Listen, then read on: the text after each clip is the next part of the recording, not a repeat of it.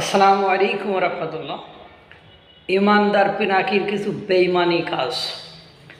এই ইমানদার পিনাকি 2018 সালে বাংলাদেশ ছেড়েছে। 2018 সালের আগে বাংলাদেশে ঘটে যাওয়া কোনো ঘটনা নিয়ে এই ইমানদার পিনাকি কিন্তু কোনো কথা বলেনি। যেমন বিডিআর বিদ্রোহ নিয়ে এই রিসেন্টলি 2 বছর 1-1.5 বছর বা 2 বছরের আগে পিনাকির কোনো বক্তব্য আছে কি? নেই। ফেলানি হত্যা নিয়ে কোনো বক্তব্য নেই।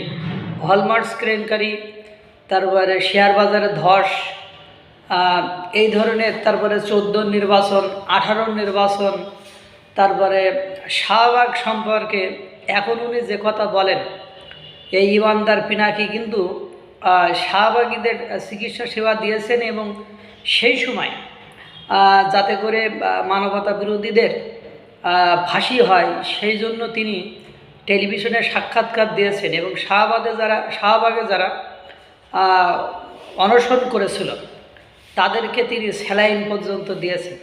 2018 সালে তিনি বাংলাদেশ ছেড়ে ফ্রান্সে চলে যান এবং তার যে ঔষধ, সেই ঔষধ ভেজাল ঔষধ প্রমাণিত হয় এবং সেই ঔষধ খেয়ে 289 জন শিশু যখন মারা যায় তখন WHO ওয়ার্ল্ড হেলথ অর্গানাইজেশন বিষয়টি পরীক্ষা নিরীক্ষা করে তার সত্যতা যাচাই হয় এবং তিনি অপরাধী শনাক্ত হন। পরবর্তীতে তিনি ফ্রান্সে যে রাজনৈতিক আশ্রয় নেন এবং তখন থেকেই ফ্রান্সে আসেন।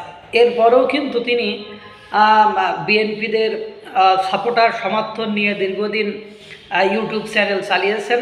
শেষের দিকে সে বছর 1.5 হলো তিনি একটু জামাত বা ইসলামীপন্থী দলগুলো নিয়ে কথা বলেন। অবশ্য তিনি আজও পর্যন্ত ইসলাম গ্রহণ করেনি এবং সবচেয়ে অবাক করা যে কাণ্ড সেটা হলো তিনি এই যে ভারত বয়কট, ভারত বর্জন, ভারত যে যত ভারত বিদ্বেষী সে তত দেশপ্রেমিক, মানে ভারতের তিনি তুলুদনা ধনেন।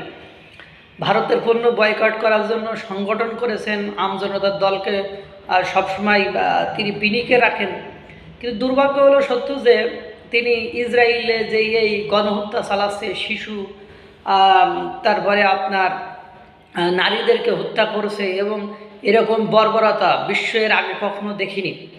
এই বর্বরতা নিয়ে তিনি কোনো কথা বলেছেন? তার কোনো ভিডিও দেখেছেন? দেখেন নাই। কারণ তিনি দ্য লরিয়াল কোম্পানিতে, ইসরায়েলের দ্য লরিয়াল কোম্পানিতে চাকরি করেন বা ওখানে তিনি কাজ করেন এবং যেহেতু কাজ করেন সেহেতু তিনি ইসরায়েলের পণ্য বয়কট করার কথা একবারও তার মুখ থেকে কিন্তু শোনা যায়নি বা তার কোনো ভিডিওতেও আপনারা দেখবেন না যে ইসরায়েলি পণ্য বয়কট করার কথা বলেছেন। অর্থাৎ উনি জনগণের পালস বুঝে চলেন, জনগণ মানে কখন কি খায় সেটা খাওয়ান এবং সেইটা খাওয়ানোর মাধ্যমে তিনি তার অনলাইন প্ল্যাটফর্ম থেকে আয় রোজগার করেন। পাশাপাশি তিনি পলিটিক্যাল লিডারদের কাছ থেকেও আমার জানা মতে তিনি আয় রোজগার হয়তো বা করে থাকেন এবং তার যে ভাষা, এই ভাষা একটা জাতির জন্য, একটা দেশের জন্য কখনো কল্যাণকর হতে পারে না। কারণ তিনি তার অমুকের এর মধ্যে দিয়ে, তমুকের এর মধ্যে দিয়ে, তমুকের এই সেই, কালকে দেখলাম পররাষ্ট্র সচিব,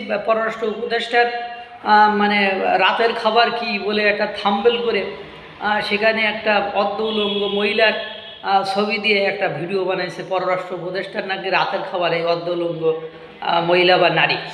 যাই হোক, সেটা বড় কথা নেই। এখন কথা হলো উনি এত ভারত বিরোধী, তো ইসরায়েল পণ্য বয়কট করার কথা বলেন না কেন? ইসরায়েলের বিরুদ্ধে ভিডিও বানান না কেন? এটা দেখলেই তো বোঝা যায় যে উনি হলো সিস্টেম বুঝে, পালস বুঝে চলেন। যখন যেটা দরকার, যার মানে মাথায় কাঁঠাল ভেঙে খাওয়া যায় তিনি সেই কাঁঠাল ভেঙে খাওয়ার চেষ্টা করেন। আল্লাহ তাআলা সকলকে ভালো রাখুক, সুস্থ রাখুক।